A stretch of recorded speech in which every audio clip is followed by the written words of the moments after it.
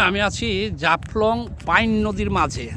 আপনাদের একটু দেখায়, এই যে আমার সাথে আছে আমার মেয়ে, ওয়াইফ। এটা জাফলং, এটা হলো পাইন নদী।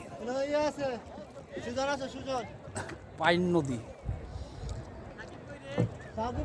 এই নদীটা এখন মরে গেছে, একেবারে মরুভূমি হয়ে গেছে। মধ্যেখানেই তো দেখতেছেন এই কয়েক ফুট পানি, আর কয়েক ফুট পানি আছে। কিন্তু এই নদীর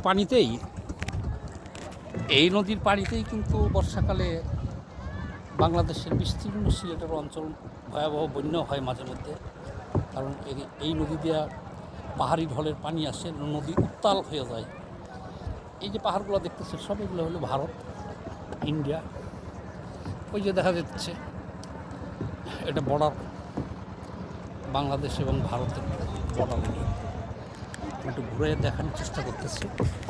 নদীর মাঝখান থেকে বাংলাদেশ এবং ভারত, এই যে এগুলো হলো বাংলাদেশ। আর একটু যদি ঘুরাই দেখাই তাহলে এই পাহাড়গুলো আর কি, আর পাহাড়ের উপরে বাড়িঘর আছে। ওখানে একটা ঝুলন্ত ব্রিজ দেখা যায়, ওই ব্রিজে আমরা যাবো এখন। আচ্ছা, আমি এখন আপনাদেরকে নিয়ে যাচ্ছি। আর সবচেয়ে একটা আশ্চর্য বিষয় হলো এখানে লক্ষ লক্ষ এমনকি কোটি কোটি পাথর এই পাহাড়ি ঢলে ভাইসা আসে ওই জল থেকে, সেগুলোই এখন এখানে রয়ে গেছে।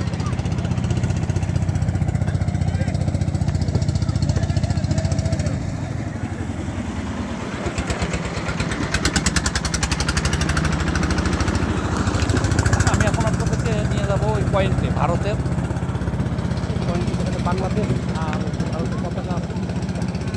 যে আমি ভারতে চলে যাবো, ভারতের ভিতরে যাব, ভারতের ভিতরে থেকে আপনাদেরকে লাইভ করে দেখাবো।